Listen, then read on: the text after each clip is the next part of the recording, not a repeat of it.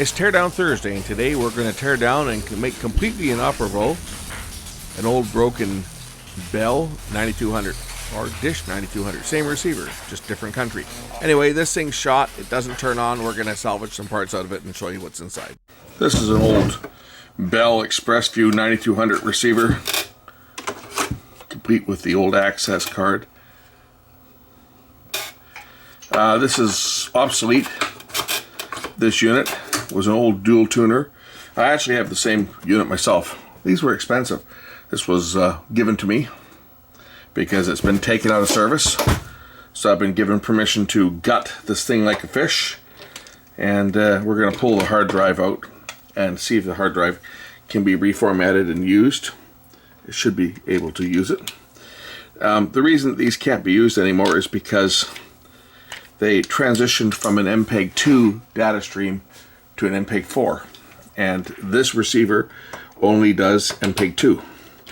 So even though it does have an 8 VSB tuner, which means it can receive off-air broadcasts, the problem is it needs to be also connected to a satellite. If you plug this unit in and don't have it connected to a satellite, it's not going to ever activate that tuner. Pretty sure that's how it works. Could be wrong, but I'm pretty sure that's how it works. Maybe we'll try it and see. Maybe we'll pull the top off this thing first, take a peek inside it, and then I'll hook it up to an antenna and see whether it will pick anything up. But I'm pretty sure, if I remember from the last time I ran mine, because I used to use this as an off-air tuner and an off-air PVR, because you could record from the off-air tuner, which is this one here. This is the off-air tuner here. This also has a modulator built in, a UHF modulator, and not only is it a standard UHF modulator, but it is a MTS stereo modulator. So the output from the second tuner, because it had two satellite tuners in it, the output from the tuner, or the secondary output, could be received in stereo on an MTS TV. But what I'm curious as to whether this thing will actually ever let me receive from an antenna. So I'll plug it in and we'll turn this thing on. And where's my output? That's TV2. Where's TV1? I guess it's HDMI. I have to plug into this one. We'll see whether this will actually let me access this tuner without, and I have a remote for this too, so I can do that, but without having it hooked up to a satellite dish. Well, this unit actually appears to be totally dead. No lights. Nothing will turn on. There's no video signal on either the HDMI output or the composite output. So I think this receiver has been killed, or it's just been sitting around so long that it's gone dead. Okay, I just punched it in. I got the TV1 light lit up here. If you look on the front, the TV1 light just lit up, but I still have no signal being fed out of either output. No, unfortunately, I'm going to say this is shot. I've been trying to reboot this thing, holding power buttons down, unplugging, replugging, pulling the smart card, reinserting the smart card. I get the TV1 light lights up for a few seconds. Nothing else lights up. Power light doesn't come on or anything. Just the TV1 light lights up for a few seconds. So I think what I'm going to do on this one, and we'll do a video, of course, of this, is we're going to tear this thing down. I'm going to salvage the hard drive. Probably keep the power supply, because power supplies can always come in handy. If for nothing else, for just having parts, right? Capacitors, transistors, and so forth. So I think we'll pull the power supply. I'm going to pull the hard drive. We'll pull the main board and rip out that modulator. And maybe that modulator can find another life in something else. So let's grab the power supply first.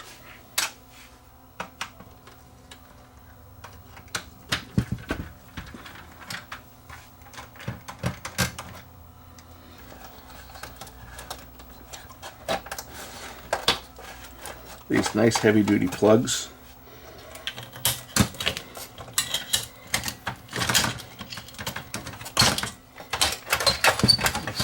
Power supply. Okay, cut the power supply out.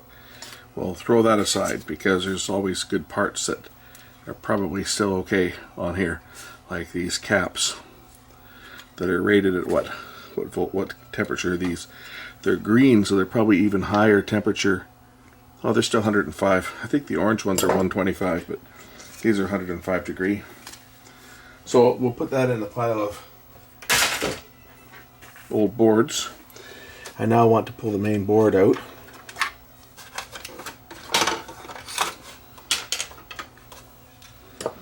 And of course the hard drive.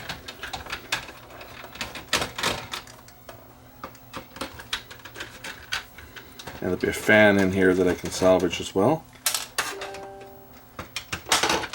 Let's see how big the hard drive is on this. It's probably not that big, probably like 250 gigs.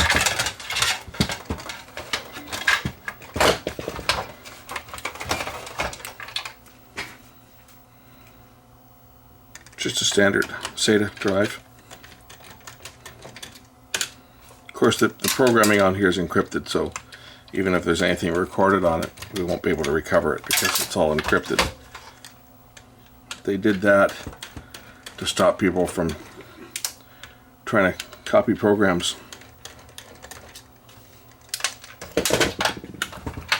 What prize did we get here? What size is this? A 250? Yeah, 250 gig. This should work. This drive, I would think, is going to be compatible with anything now. It's just standard serial ATA. So that will should be useful. It's only a small drive, though. It's only 250 gigs, and this is going to have a lot of miles on it. I mean, it may not even work. Maybe that's why it wouldn't boot up. The hard drive could be stuck, for all I know. That would certainly stop it from booting, but oh well. Got a fan here that's just held in place by, looks like rubber mounts. Just pop that out of there. Computer fans are always good to have. Look at the size of the board on this. Two separate tuners. There's the tuner chips. This is the transport chips for the satellite tuners.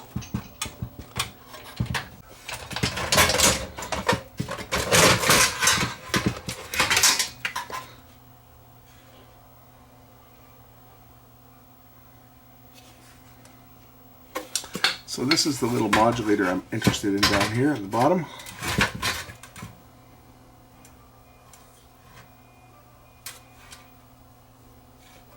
Which has got ground, audio in left, audio in right, video in, and probably a power line or something to control it. Looks like there's only 4 or 5 leads, so I wonder how it's controlled. We'll remove it anyway, because that's really the only piece that I'm interested in on this unit itself.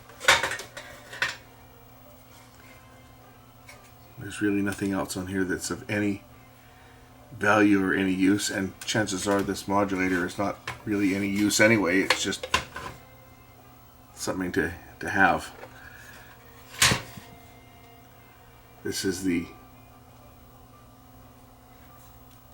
receiver for the remote control, the RF remote.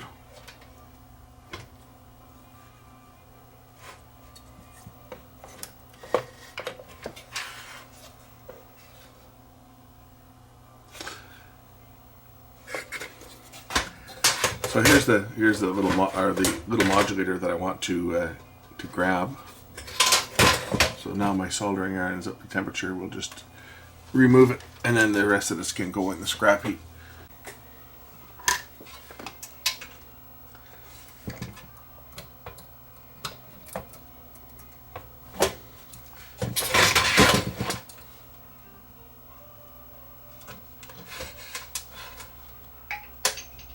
Okay, well there's the little modulator that's been removed. Let's just pop it open and see what's in it. Maybe there's not even any components in here. It might all have been done on the main board and just presented to this as an already multiplex signal that was sent out. Don't know. See, there doesn't look like a lot of pins on here. But let's just see what's in the cover here. Oh, well, there's only a crystal on this side. The components all must be on the other side of the board. So let's just see what's in on this side. Oh, it's just one IC. So, single chip solution, of course, which is generally how these are. But in theory, it would just have audio in, left, audio in, right, video in, power, and ground. Should make this thing work.